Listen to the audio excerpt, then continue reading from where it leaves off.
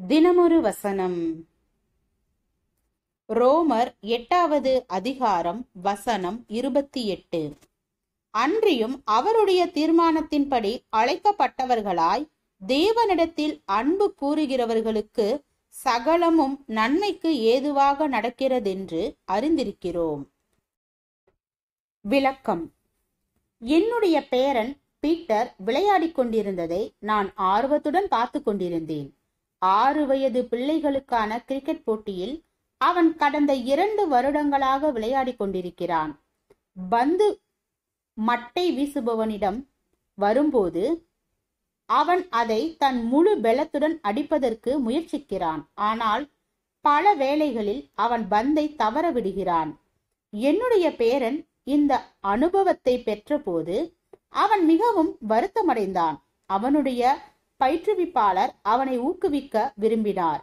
எனவே அவர் பீட்டரை பார்த்து, அது ஒரு அருமையான இழப்பு பீட்டர் என்று கூறினார்.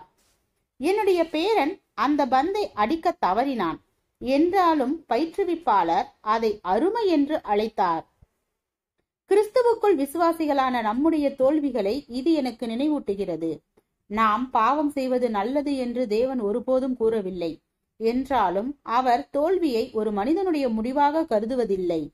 அவர் தம்முடைய கிருபையினால் நம்முடைய மிகப்பெரிய தோல்வியிலிருந்து நன்மையை உண்டாக்குவார்.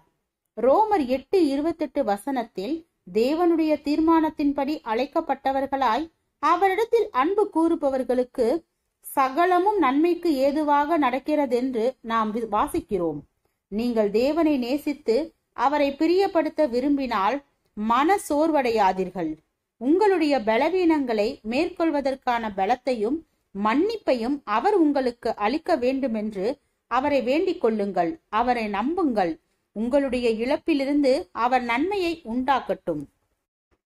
ஜெபம். தேவனுக்கு ஸ்தோத்திரம். தேவனே, நாங்கள் எங்களுடைய வாழ்க்கையில் தேவ ஐக்கியத்தில் நிலைத்து இருப்பவராகவும் சரியான வழியில் நடப்பவர்களாகவும் வேதத்தை பின்பற்றுபவர்களாகவும் வாழ கிருபை பாராட்டும்.